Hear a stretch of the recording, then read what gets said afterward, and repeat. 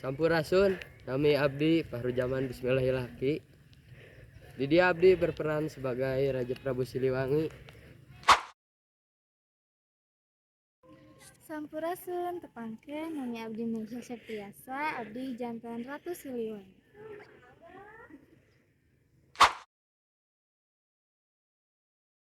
Sampurasun tepangkeun nami abdi Akmaluddin Nurfadilah. Di dia abdi berperan sebagai penasehat.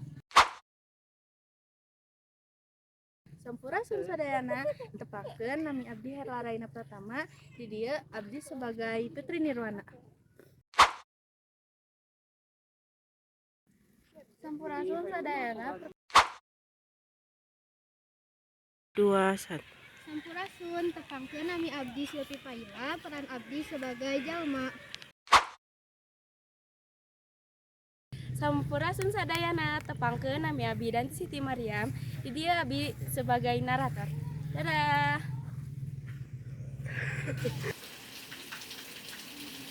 Zaman baheula aya hiji karajaan anu damai sareng tentram.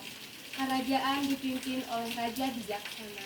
Rajana nyaeta Raja Prabu Siliwangi.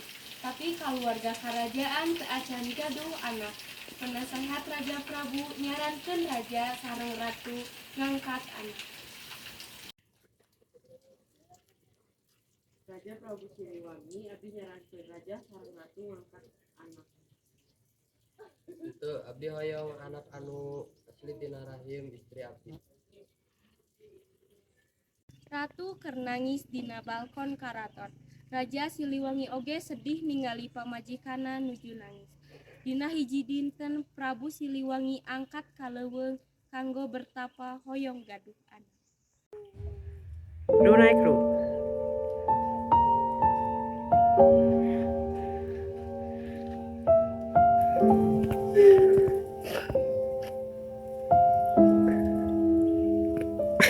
Abdi pamit heula abdi pada tapa ka leuweung.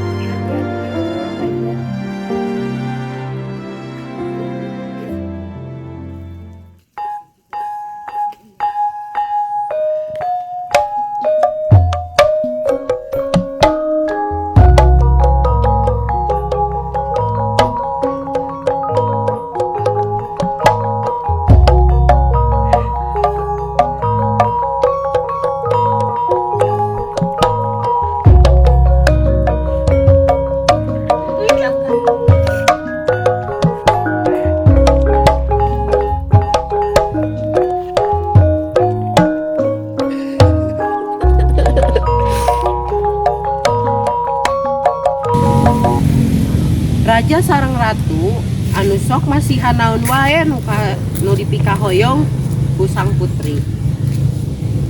Sang putri jadi anak anu manja.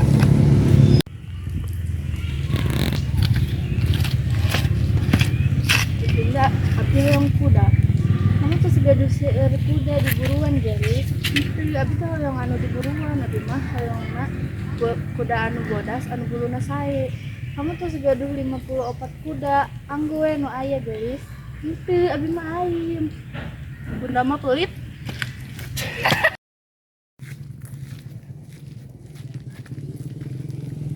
Loba jalma angkat ka karaton pikeun masihan hadiah ka putri raja.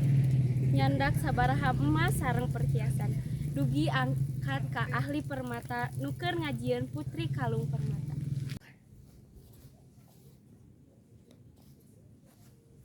Pangadamelkeun abdi perhiasan anu pangsaena.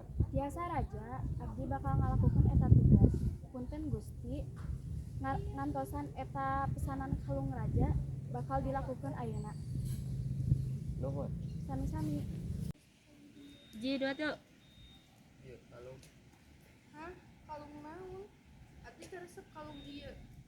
Kalung ieu bakal nyebabkeun leher abdi cangkul.